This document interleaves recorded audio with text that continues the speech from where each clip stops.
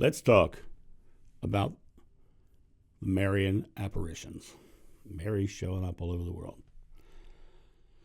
I actually went to Conyers, Georgia, when the lady in Georgia was having the Marian Apparitions. I was there on the day that she had her final apparition.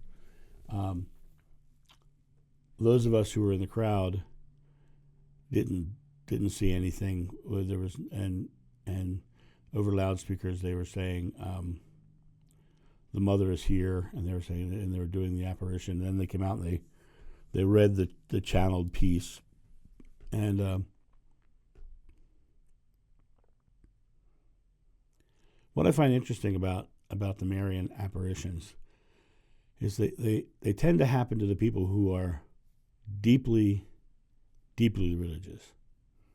They tend to happen to the people who are already connected to the Mary story.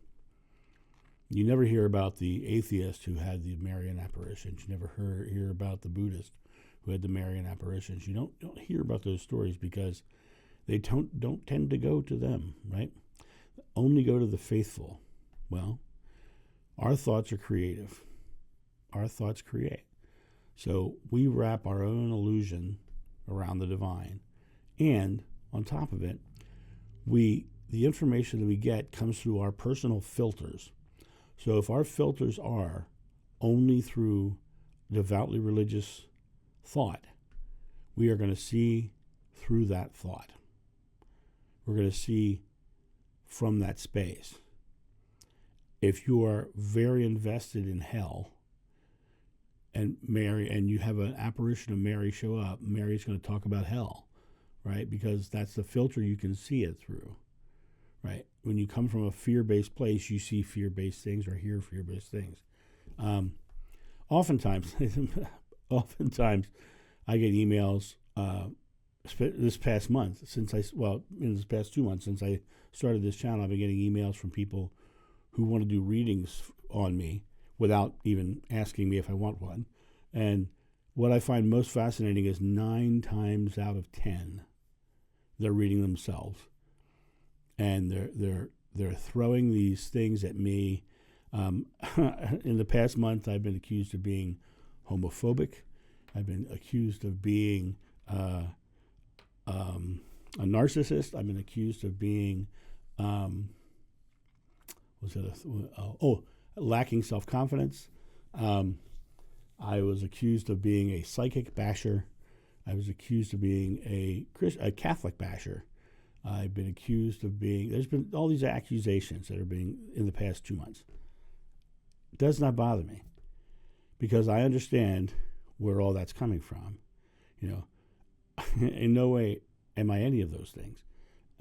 And when they come at me and they try to psychically read me, my first thought is, unfortunately, I feel bad for them because if they're psychically reading me, they're not very good readers because they're not actually reading accurately. I mean, just crazy. And then when I like the one that called me homophobic, I called her out and I showed her, I was the one holding my good friend in his arms crying as he was telling me he had contracted HIV back in the 90s, early 90s, 80s. I'm holding him in my arms, and I am not homophobic in any way, shape, or form. I am straight, but I am not homophobic in any sense of the form. But this was a person who, when I told them, all these things, they said, "Well, you don't know what homophobic means. What's that?" Well, it's not a sexual thing. I was telling you that you're afraid of psychics. And I was like, then you need to look the word up because that's not what you said. But anyway, the point of this matter is that when things come to me like that, when people come to want to, first of all, read me without asking permission first, which I think is abhorrent. I think it's from their own filter, and their filters are often skewed. And when Marian apparitions happen, they're seeing things through their own filter, and their filters are often skewed. So I think the Marian apparitions. I also think things like stigmata. I think you can absolutely will your way into those sorts of situations. You can absolutely, create physical things happening in this world by belief. I have to believe that because I've seen it happen. I've seen people heal themselves. So that's through belief, right? So I have to believe you can will your ailments as well. And I think people who are so focused on the crucifixion, which is interesting because the people who have stigmata and these big mystical Christian experiences, right, they always bleed from the palms of their hand. Right? They always bleed from right there. My regression told me he was nailed right there. And if you think about it from a physiological standpoint, you hang somebody here and then hang them, the nail's going to rip out of their hand. But you put it here and you're hooked on the wrist bone. Right? But that's where they get their blood, is usually on the palm of their hand. The bleeding Mary statues and the crying Mary statues, I believe wholeheartedly people of faith can create things of that nature. I believe that because this is just an illusion. This is just a space. If we put enough faith towards something, it will happen. Things can happen. That is the miraculous nature of this. But the Marian apparitions coming out talking about hell and the Armageddon and the end of the world and all this stuff, that's absolutely 100% filtered through a organized religion perspective. And the three children in Fatima, Portugal, same thing. Now, they may have absolutely seen something, but their interpretation, in my opinion, would have been filtered through an organized religion perspective.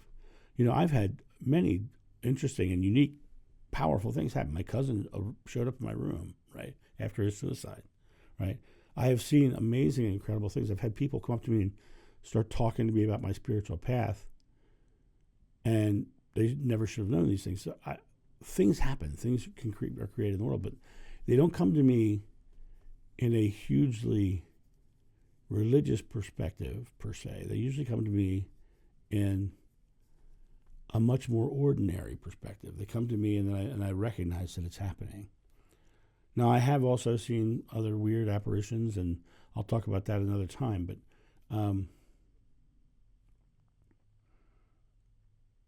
the idea is that we still wrap our own perspective around divine things. It's like, I often talk about when people cross over, they see what they expect to see, and then they transition into unconditional love. And I think it's the same thing here. When Source comes to us, we see what we want to see. And sometimes we misinterpret what they're saying. Sometimes we misinterpret what we're seeing. And we misinterpret it because we are looking at it through the filters of our religion or our belief. And so the other thing is the majority of the people who see Marian apparitions are of the Catholic persuasion, who has taken Mary as a supreme, or not a supreme, but a divine being, right? So, most other Christian religions that aren't so Marian-based see Jesus, right? So it literally comes down to the mind creating around the divine. And the messages, they might have said, Mary, the divine might have said, if you keep doing things the way you're doing, it'll turn out bad. And then what the child hears is, Mary says, we're going to go to hell. That's how simple it easily could be. So when it comes to Marian apparitions, do I believe something's appearing? Probably. I believe that we talk with the divine all the time. Do I believe it was specifically Mary? I believe it was probably everybody because I think we're all one and all connected. So these children and these other people who see Marian apparitions, what are they seeing? They're seeing what they believe, and they're wrapping it around the divine. So there you go. That's my thought on that, guys. You guys have a great day, and I'll talk to you soon. See ya. Bye.